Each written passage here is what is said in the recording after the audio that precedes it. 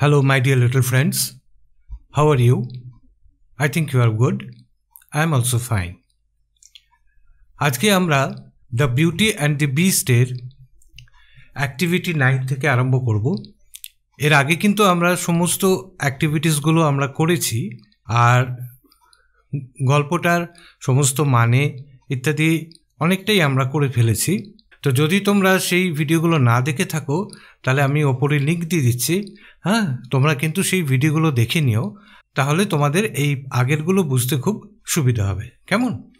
তাহলে এসো আজকে আমরা শুরু করি। কিন্তু শুরু করার আগে তোমাদের মনে করিয়ে দিই যে যদি তোমরা এখনও আমার এই চ্যানেলটা সাবস্ক্রাইব না করে থাকো তাহলে কিন্তু অবশ্যই সাবস্ক্রাইব করে নেবে। আর যদি আমার পড়ানো তোমাদের ভালো লেগে থাকে তাহলে তোমার চেনা শোনো বন্ধুবান্ধবের মধ্যে আমার ভিডিওগুলো শেয়ার করো এবং তাদেরকেও অনুরোধ করো যেন তারাও আমার এই চ্যানেলটা সাবস্ক্রাইব করে নেয়। কেমন? তাহলে এসো আজকে আমরা শুরু করি। দেখো অ্যাক্টিভিটি 9-এতে কি বলেছে না, অড ওয়ান আউট, মানে এখানে 4টে ওয়ার্ডস দেওয়া আছে, ঠিক আছে? এর মধ্যে থেকে একটা ওয়ার্ড হচ্ছে বেমানান। অড মানে কি? বেমানান। যে শব্দটার মানে অন্য বাকি 3টে শব্দের সঙ্গে মিলছে না সেই শব্দটাকে আমাদের আইডেন্টিফাই করতে হবে, হ্যাঁ, এবং মার্ক করতে হবে, ঠিক আছে? এটা হচ্ছে এই অ্যাক্টিভিটির কাজ। দেখো 1 নম্বরেতে কি বলেছে, ম্যানশন, প্যালেস, ফ্ল্যাট আর হিউজ হাউস। ম্যানশন মানে কি? ম্যানশন মানে হচ্ছে সুবৃহৎ অট্টালিকা, মানে বিশাল বড় বাড়ি। এখানে হিউজ হাউস এটার মানেও কিন্তু বিশাল বাড়ি, কিন্তু ম্যানশন হচ্ছে বড় বাড়ির চাইতেও বড়, হ্যাঁ, বিশাল অট্টালিকা। আগেকার দিনে জমিদারদের যেরকম বাড়ি হতো, বড় জমিদারদের, সেটাকে বলা হতো কি ম্যানশন। এমনি জমিদারদের বড় বাড়ি থাকতো, আর যারা বড় জমিদার তাদের থাকতো কি ম্যানশন, বিশাল বড় অট্টালিকা, অনেকগুলো তার ভাগ থাকে। কেমন? প্যালেস মানে কি? প্যালেস হচ্ছে রাজপ্রাসাদ। আর ফ্ল্যাট হচ্ছে কি? ফ্ল্যাট হচ্ছে আমরা যেরকম ফ্ল্যাটে থাকি সেরকম একটা ছোট্ট কুটুরি বলা যেতে পারে, তাই না? তো যাই হোক, এখানে দেখো ম্যানশনটাও একটা ইন্ডিপেন্ডেন্ট বাড়ি, প্যালেসটাও একটা ইন্ডিপেন্ডেন্ট বাড়ি, আর হিউজ হাউসটাও একটা ইন্ডিপেন্ডেন্ট বাড়ি। কিন্তু ফ্ল্যাটটা কিন্তু ইন্ডিপেন্ডেন্ট নয়, হ্যাঁ, তাই ফ্ল্যাটটাকে আমাদের নীল দাগ দিয়েছে, মানে এটা হচ্ছে অড। এই বাকি 3টের সঙ্গে মিলছে না, ঠিক আছে? 2 নম্বরটা দেখো, ড্রিজল, স্টর্ম, টেম্পেস্ট আর সাইক্লোন। ড্রিজল মানে কি? ড্রিজল মানে হচ্ছে ঝিরঝির করে যে বৃষ্টি পড়ে, সেটা হচ্ছে ড্রিজল। স্টর্ম মানে হচ্ছে কি? স্টর্ম মানে হচ্ছে ঝড়। টেম্পেস্ট মানে হচ্ছে কিন্তু আমরা জেনেছি এই গল্পটাতেই আছে, টেম্পেস্ট মানে হচ্ছে কি প্রচণ্ড ঝড়। আর সাইক্লোন মানে হচ্ছে কি ঘূর্ণিঝড়, ঠিক আছে? এখানে দেখো স্টর্ম মানেও ঝড়, টেম্পেস্ট মানে প্রচণ্ড ঝড়, আর সাইক্লোন মানে ঘূর্ণিঝড়। তাহলে 3টেতেই কিন্তু ঝড়, 3টেই কিন্তু ঝড়ের রকম ফের, ঠিক আছে? কিন্তু ড্রিজল এইটা যেটা ঝিরঝিরে বৃষ্টি, এটা কিন্তু আমাদের মিলছে না, হ্যাঁ, কাজে ড্রিজলটা হচ্ছে এখানে অড ম্যান আউট, ঠিক আছে? তারপরে 3 নম্বরটা কি বলছে, ফ্রেন্ড, ফো, অ্যালি, কম্প্যাট্রিয়েট, ঠিক আছে? ফ্রেন্ড মানে কি? বন্ধু আমরা জানি। ফো মানে কি? ফো মানে হচ্ছে শত্রু। আর অ্যালি মানে কি? অ্যালি মানেও বন্ধু, কিন্তু মানে ঠিক বন্ধু না, মানে খুব বেশি পরিচিত, খুব বেশি, যেরকম কলিগ হয়, কলিগও অনেকটা অ্যালির মতো হয় যদি না ফ্রেন্ড হয়ে থাকে। তো তাহলে এটা এই 3টে হচ্ছে সম্পর্ক বোঝালো। এইটা হচ্ছে কি কম্প্যাট্রিয়েট, মানে হচ্ছে কি স্বদেশবাসী, যে নিজের দেশে থাকে তাকে বলা হয় কম্প্যাট্রিয়েট, ঠিক আছে? তাহলে এখানে ফ্রেন্ড, ফো, বন্ধু, শত্রু এবং মিত্র, এই 3জনের চাইতে এইটা কিন্তু আলাদা হয়েছে, দেশবাসী, এটা কোনো মিলছে না, এটা অড ওয়ান হয়ে যাচ্ছে, ঠিক আছে? 4 নম্বরটা দেখো, refuse, accept, decline, deny. Refuse মানে আমরা জানি কি প্রত্যাখ্যান করা, ঠিক আছে? অ্যাকসেপ্ট মানে কি গ্রহণ করা। ডিক্লাইন মানে কি? ডিক্লাইনের একটা মানে হয় পতন, বা ডিক্লাইন মানে না বলাও হয়, ঠিক আছে? আই ডিক্লাইন টু গো দেয়ার, মানে আমি সেখানে যেতে চাইনি। না চাওয়াকেও ডিক্লাইন বলে, না চাওয়া, না করা, হ্যাঁ, এটাকে। ডিনাই মানেও হচ্ছে অস্বীকার করা, একটা কথা একটা মানে। আবার ডিনাই মানেও না করা হয়, হি ডিনাইড টু কাম, মানে সে আসতে চায়নি বা অস্বীকার করেছে, সেটাও একই জিনিস হচ্ছে। তাহলে রিফিউজ দেখো প্রত্যাখ্যান হচ্ছে, ডিক্লাইনও প্রত্যাখ্যান হচ্ছে, ডিনাইও প্রত্যাখ্যান হচ্ছে। তাহলে পরে কোনটা এখানে গ্রহণটা একদম অড হয়ে যাচ্ছে, গ্রহণের সঙ্গে এখানে অ্যাকসেপ্ট করার সঙ্গে কোনোটা মিলছে না, তাই অ্যাকসেপ্টে এখানে অড ওয়ান। ঠিক আছে, এবার দেখো let's learn. Study the following sentences taken from the text. এই টেক্সট থেকে এই নিচের সেন্টেন্সগুলো নেওয়া হয়েছে। কি সেন্টেন্সটা? He entered a dazzling palace.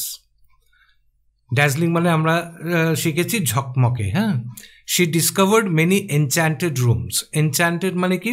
মন্ত্রমুগ্ধকর। ঠিক আছে, তো she discovered many enchanted room, সে অনেকগুলো মন্ত্রমুগ্ধ ঘর খুঁজে বার করেছে। In this two sentences the blue coloured words are noun. এই প্যালেসটা হচ্ছে নাউন, রুমস হচ্ছে নাউন। ঠিক আছে, and the red coloured words describe the nouns that come after them. আর এই যে রেড কালারের যে লেখা আছে যেমন ড্যাজলিংটা, সেটা ওই নাউনটাকে ডিসক্রাইব করছে। কীরকম প্যালেসটা? না ড্যাজলিং প্যালেস। রুমগুলো কীরকম? না এনচ্যান্টেড রুম। তাই সেগুলো এখানে লাল রঙে দেওয়া আছে। এগুলোকে কি বলে? These are participle adjectives. এগুলোকে কি বলে? না পার্টিসিপল অ্যাডজেক্টিভস বলে। তাহলে পার্টিসিপল অ্যাডজেক্টিভস কোনটা? যেটা একটা নাউনকে ডিফাইন করছে বা ডিসক্রাইব করছে, সেই নাউনটা কীরকম। They function like the adjectives and qualify the nouns that follow them. তাদের যে নাউনটা তাদের পরে আসছে তাদেরকে কোয়ালিফাই করছে। ঠিক আছে, তারা কেমন? Let us look at some more examples of participle adjectives. কীরকম? না a rolling stone gathers no moss. এটা একটা ইংলিশ প্রভার্ব। তো এটার মানে হচ্ছে কি, যে পাথরটা গড়াতে থাকে তার গায়ে কখনো শ্যাওলা জমে না। মানে হচ্ছে যে অস্থির, স্থিরতা যার মধ্যে নেই, তার পক্ষে কোনো কিছু সৃষ্টি করা খুব কঠিন। তো a rolling stone gathers no moss. তো স্টোনটা কীরকম? না রোলিং। তাহলে এখানে নাউন কোনটা? স্টোন হচ্ছে নাউন, আর রোলিংটা হচ্ছে কি? অ্যাডজেক্টিভ। কিন্তু কীরকম অ্যাডজেক্টিভ? না পার্টিসিপল অ্যাডজেক্টিভ। ঠিক আছে, a barking dog seldom bites. যে কুকুরটা খুব চেঁচায় সে কখনোই কামড়ায় না। তাহলে এখানে নাউন হচ্ছে কোনটা? এখানে নাউন হচ্ছে ডগ, আর সেই ডগটা কীরকম? না বার্কিং, যে খুব চেঁচায়। She threw away the withered flowers. Withered কথাটার মানে কি? যেটা শুকিয়ে গেছে। সে ছুঁড়ে ফেলে দিয়েছিল কোনগুলো? না যে ফুলগুলো শুকিয়ে গিয়েছিল সেগুলো। তো ফ্লাওয়ার হচ্ছে এখানে নাউন, আর ফ্লাওয়ারটা কীরকম ছিল? ফ্লাওয়ার্সগুলো ছিল উইদার্ড, মানে শুকিয়ে গিয়েছিল, তাই সে ফেলে দিয়েছিল। ঠিক আছে, পরেরটা দেখো, you should help a wounded man. এখানে ম্যান হচ্ছে নাউন, উন্ডেড মানে কি? উন্ডেড মানে হচ্ছে আহত। না you should help a wounded man. একজন মানুষ যে আহত হয়ে গেছে তাকে তোমার সাহায্য করা উচিত। তাহলে এখানে নাউন হচ্ছে ম্যান, আর ম্যানটা কীরকম? না উন্ডেড। ঠিক আছে, তাহলে এটা আমরা শিখলাম আজকে যে পার্টিসিপল অ্যাডজেক্টিভস। এখানে কি বলেছে? না form groups, discuss among yourselves and identify the nouns that the participle adjectives in the above sentences of activity 9 qualify. এটাই আমরা যেটা করলাম সেটাই বলেছে। ঠিক আছে, underline the participle adjectives in the following sentences. activity 11 এটা করছি, যে নিচের যে সেন্টেন্সগুলো আছে সেটাতে পার্টিসিপল অ্যাডজেক্টিভ কোনটা সেটা আমাদের মার্ক করতে হবে, আন্ডারলাইন করতে হবে। Runa is a trained nurse. এখানে নার্স হচ্ছে নাউন, সে কীরকম? নার্সটা কীরকম? না নার্সটা হচ্ছে ট্রেন্ড। তাহলে ট্রেনটা হচ্ছে আমাদের participle adjective. The police caught the absconding prisoner. এখানে নাউন কোনটা? না প্রিজনার হচ্ছে নাউন, সেই প্রিজনারটা কীরকম? না অ্যাবসকন্ডিং। অ্যাবসকন্ডিং মানে কি? যে পালিয়ে গেছে। A rising sun looks bright. A rising sun, এখানে নাউন হচ্ছে কোনটা? সান মানে সূর্য। যখন সূর্যটা কীরকম? না রাইজিং মানে সে সবে উঠছে, সূর্যটা যখন উঠছে সেই সময়কে সূর্যের কথা বলা হচ্ছে। তাহলে এখানে রাইজিংটা হচ্ছে participle adjective. Do not board running bus. চলন্ত বাসে উঠবে না। কেমন? তাহলে এখানে বাস হচ্ছে নাউন, বাসটা কীরকম? না রানিং। ঠিক আছে, the sleeping girl is looking beautiful. এখানে নাউন কোনটা না গার্ল, গার্লটা কীরকম না স্লিপিং, যে ঘুমোচ্ছে। The sleeping girl is looking beautiful, ঘুমন্ত মেয়েটিকে ভারী সুন্দর দেখতে লাগছে। কেমন?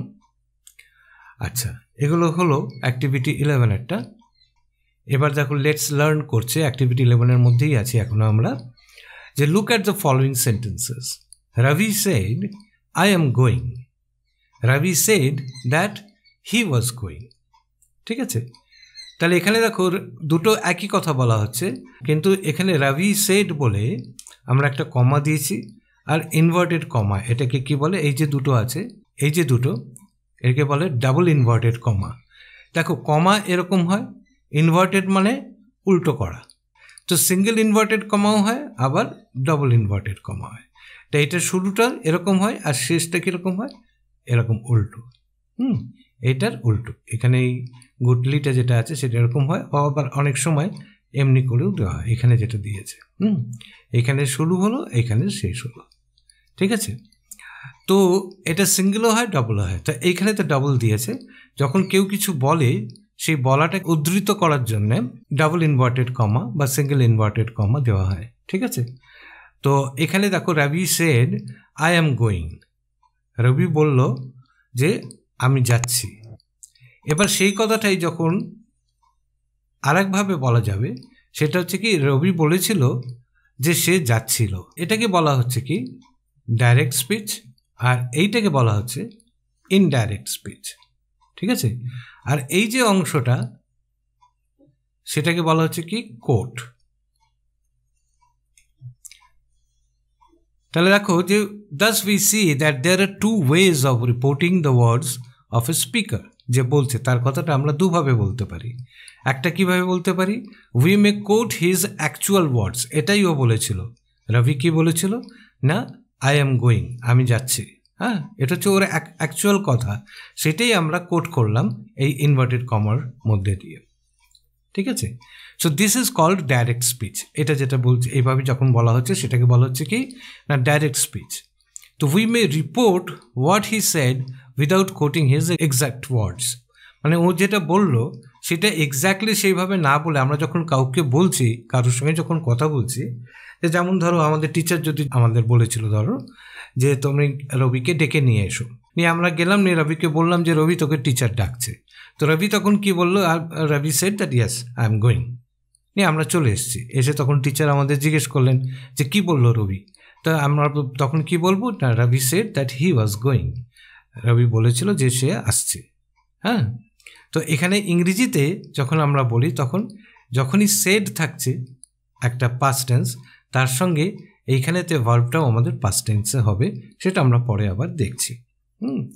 তাহলে we may report what he shed, আমরা যখন টিচারকে রিপোর্ট করছি বা কাউকে যখন বলছি কোনো কথা, তখন আমরা এই কোটেশন মার্কটা দেবো না বা ইনভার্টেড কমাটা দেবো না বা কোটটাও দেবো না, তখন আমরা অন্যভাবে কথাটাকে লিখবো। সেটাকে কি বলছে, সেটাকে বলছে indirect speech, the indirect or reported speech. ঠিক আছে, so note that in direct speech we use inverted commas to mark off the exact words of the speaker, যেটা আমরা দেখলাম ডাইরেক্ট স্পিচেতে আমরা ইনভার্টেড কমার ব্যবহার করি, যেটা আমাদের দেখিয়ে দেয় যে এই অংশটা হচ্ছে এক্স্যাক্টলি সে তার ভাষাতে কি বলেছিল।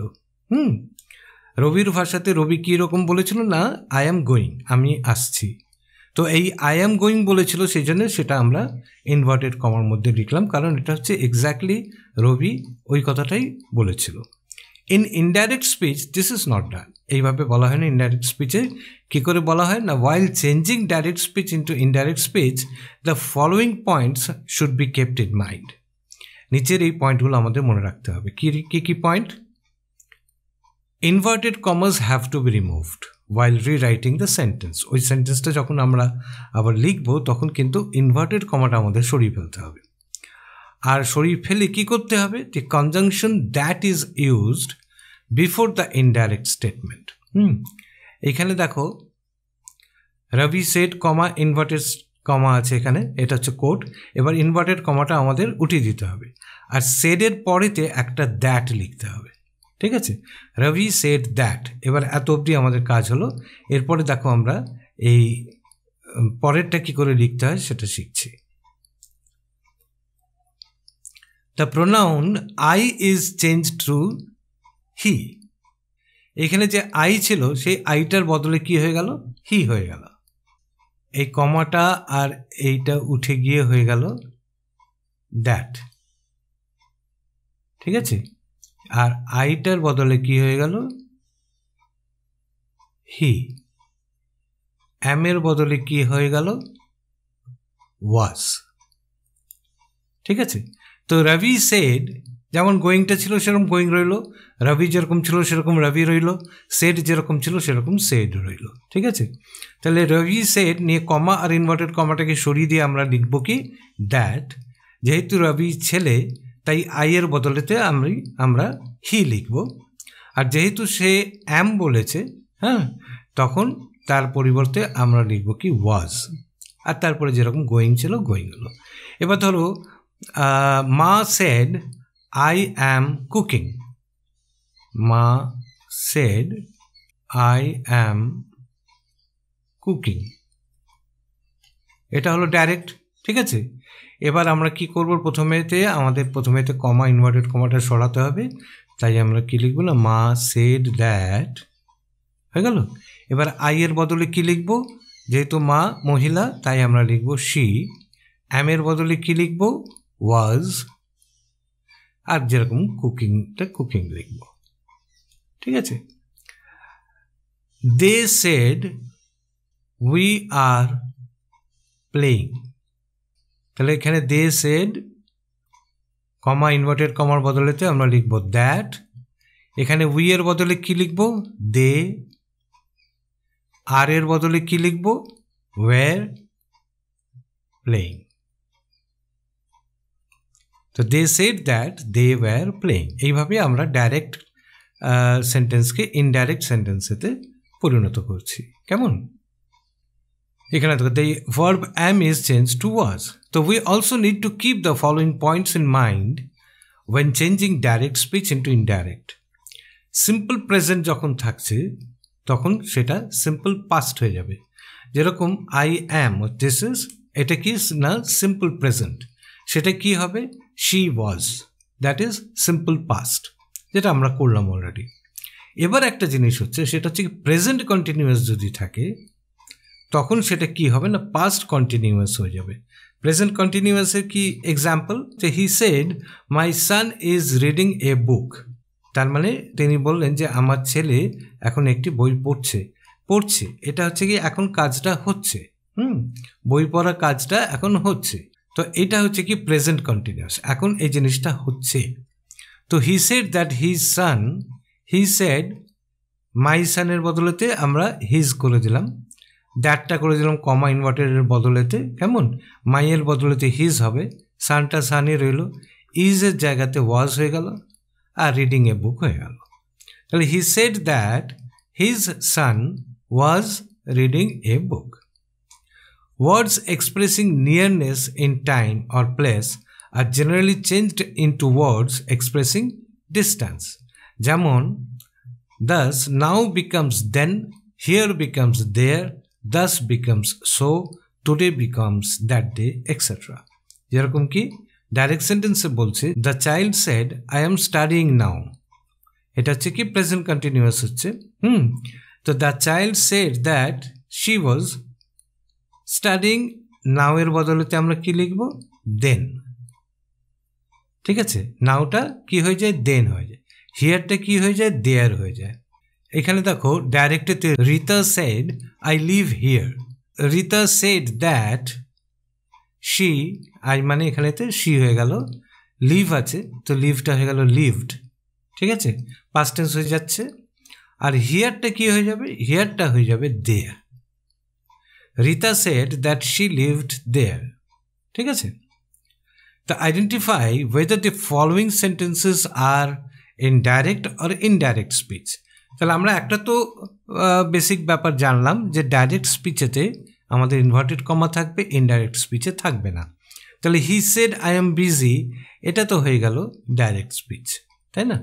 The master said that the clerk would not attend office that day, তাহলে এটা হয়ে গেল কি ইনডাইরেক্ট সেন্টেন্স। আচ্ছা, এবার ধরো এটাকে যদি আমরা ইনডাইরেক্ট সেন্টেন্সে কনভার্ট করি তাহলে কি হবে না, হি said that he was busy. ঠিক আছে, আর এইটা যে ইনডাইরেক্ট সেন্টেন্স আছে, এটা ডাইরেক্ট সেন্টেন্স কি করে হবে না, the master said comma inverted comma the clerk will not attend office today. That ডের বদলেতে আমরা কি লিখবো, ডাইরেক্ট স্পিচ হলে পরে টুডে। ঠিক আছে, এই উড নট মানে এটা কি হবে না উইল নট। ঠিক আছে, দি ক্লার্ক, তো দি ক্লার্কই থাকবে। তো এখানে দ্যাটের বদল দ্যাটটা থাকবে না, এখানে কমা হবে, ইনভার্টেড হবে, the clerk will not attend office today. এটা হচ্ছে ডাইরেক্ট স্পিচ হলে। ঠিক আছে, আবার দেখো এখানে বলেছে কি না, the student said that she had left her bag there. তাহলে এটা হচ্ছে ইনডাইরেক্ট স্পিচ। তাহলে এটা যদি ডাইরেক্ট হতো তাহলে কীরকম হতো না, দ্য স্টুডেন্ট সেড কমা এটা থাকতো না, I have left my bag here. এই হ্যাভটা হয়ে গেল কি হ্যাড, হ্যাঁ, আর দেয়ারটা হয়ে গেল, হিয়ারটা হয়ে গেল কি দেয়ার।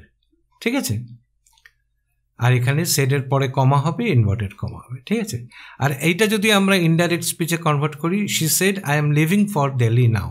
তো she said that she was living for Delhi then. নামের বদলে কি হয়ে যাবে দেন, হ্যাঁ, এর বদলে ওয়াজ, আই এর বদলে শি, আর এই কমার বদলে দ্যাট। ঠিক আছে, she said that she was living for Delhi then. ঠিক আছে, আচ্ছা, এবার অ্যাক্টিভিটি 13A-তে কি বলছে দেখো, you have just finished reading a beautiful story, write a story in about 70 words with the help of the points given below, give a title to your story. আচ্ছা, এটা আমরা পরের দিন করব। তো আজকে আমরা অনেক কিছু শিখলাম, খুব ভালো জিনিস শিখেছি আজকে। ডাইরেক্ট স্পিচ, ইনডাইরেক্ট স্পিচ শিখেছি, আর অড ওয়ান্স আউট শিখেছি, আর আরও একটা জিনিস শিখলাম, সেটা হচ্ছে কি পার্টিসিপল অ্যাডজেক্টিভস শিখেছি। তো অনেক কিছু আজকে শেখা হয়েছে, আশা করি তোমরা বুঝতে পেরেছো। যদি তোমাদের বুঝতে কোনো অসুবিধে হয়ে থাকে তাহলে কিন্তু অবশ্যই আমাকে কমেন্ট করে জানাবে। আর তোমরা এই গল্পটা যদি তোমরা লিখে রাখতে পারো তাহলে খুব ভালো হয়, হ্যাঁ। আর তাহলে পরে তোমরা আমাকে ইমেল করে দিতে পারো গল্পটা। আমার ইমেল অ্যাড্রেস হচ্ছে, দেখি কারা কারা লিখে পাঠাও, তোমরা কতটা সিনসিয়ার আমিও দেখতে চাই। কেমন তোমরা এমনি সিনসিয়ার, sensor.india@gmail.com। ঠিক আছে, এই ইমেল অ্যাড্রেসেতে তোমরা এই অ্যাক্টিভিটি 13A সাবজেক্টেতে কি লিখবে, সাবজেক্টে লিখবে অ্যাক্টিভিটি 13A, নিয়ে তার নিচেতে তোমরা এই গল্পটা আমাকে লিখে পাঠাবে। কেমন, আমরা পরের দিন আলোচনা করব আর দেখব যে কে সবচেয়ে ভালো লিখেছে। যার লেখাটা সবচেয়ে ভালো হবে আমি তার লেখাটা, তার নাম দিয়ে আমি পড়ব। তোমরা কিন্তু তার সঙ্গে তোমার নামটা কিন্তু অবশ্যই দেবে, কোন স্কুলে পড়ো সেটা দেবে, আর সেই স্কুলটা কোন শহরে বা গ্রামে সেটা আমাকে কিন্তু লিখে পাঠাবে ওই লেখার সঙ্গে। কেমন, ঠিক আছে, তাহলে আজকে এই পর্যন্ত থাক, আবার দেখা হবে তোমাদের সঙ্গে পরের অধ্যায়ে। তোমরা খুব ভালো থেকো, খুব আনন্দ থেকো। কেমন, চলি।